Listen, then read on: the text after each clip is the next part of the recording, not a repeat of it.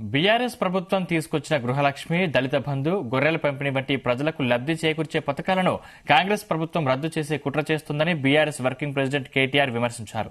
BRS ప్రస్తుత ఎమ్మెల్యేలు, మాజీ ఎమ్మెల్యేలు, పార్టీ ఇన్ఛార్జీలు, ముఖ్య నేతలతో కేటీఆర్, హరీష్ రావులు టెలికాన్ఫరెన్స్ నిర్వహించారు. ఈ సందర్భంగా కేటీఆర్ మాట్లాడుతూ ప్రజలకు లబ్ధి కలిగిస్తున్న సంక్షేమ పథకాలను రద్దు చేసేందుకు కాంగ్రెస్ ప్రభుత్వం కుట్ర చేస్తోందని ఆరోపించారు.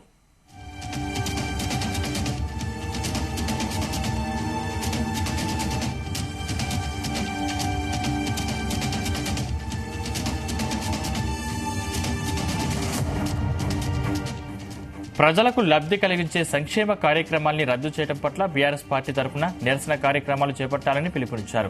గృహలక్ష్మి, దళిత బంధు, గొర్రెల పంపిణీ వంటి పథకాలను రద్దు చేయకుండా లబ్ధిదారుల తరఫున ప్రభుత్వంపై ఒత్తిడి తెస్తామని వెల్లడించారు.